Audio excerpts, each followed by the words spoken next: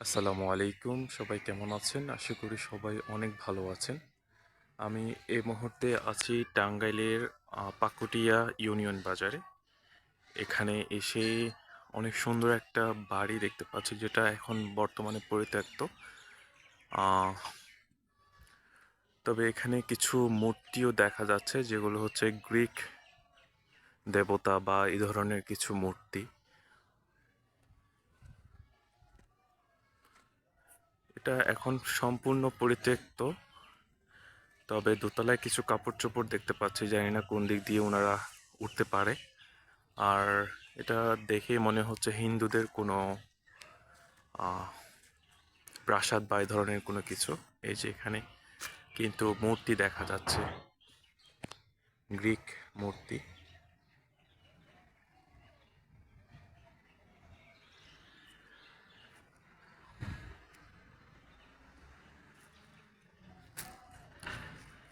ব্রিটিশদের স্থাপনা, কারুকাজ সব কিছু কিন্তু অসাধারণ, দেখেই মুগ্ধ হওয়ার মতো একদম।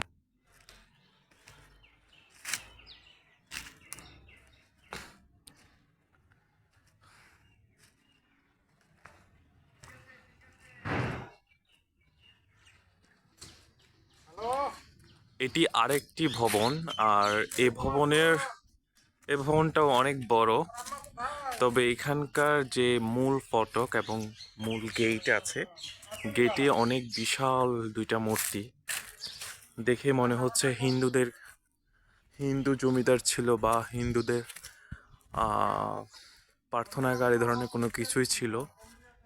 এটা সম্পূর্ণ পরিত্যক্ত না হলেও, তবে এখানে মনে হয় কেউ, কোনো মানুষজন হয়তো থাকতে পারে। হ্যাঁ, 1915 সন শ্রী বিষ্ণু দাস গোবিন্দ ঠাকুর, শ্রী শ্রী চবন ভরসা, তিনি মনে হয় এটা তৈরি করেছেন। আর মূল ফটকে এই যে দুইটা মূর্তি, ময়ূর এবং দুইটা বিশাল মূর্তি।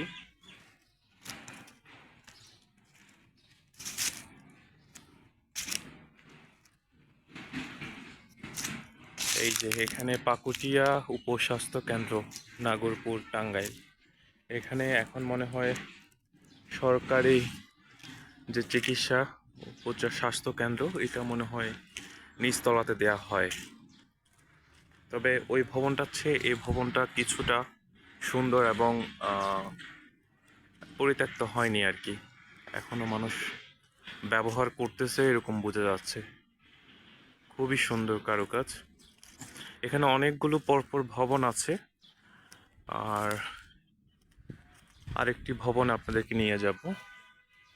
তবে এটার এই পুরো ভবনগুলোর ব্যাপারে বিস্তারিত জানতে পারলে তাহলে আমি সম্পূর্ণটা হয়তো আপনাদেরকে বলতে পারতাম।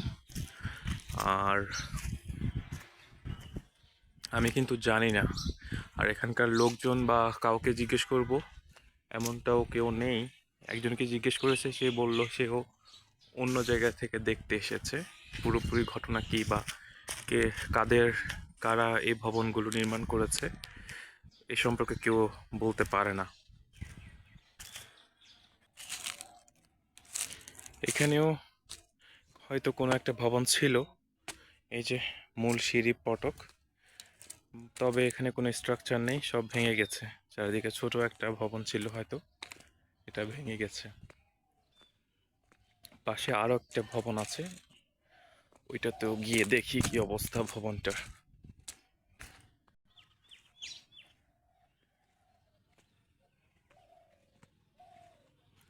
এটা পাশে আরেকটি ভবন। এখানে সরকারি আহ না, সরকারি না, এটা গ্রামীণ ব্যাংকের একটা শাখা মনে হয় এখানে আছে। এটাও বিশাল একটা ভবন এবং চারদিকে একটার সাথে আরেকটা সংযুক্ত।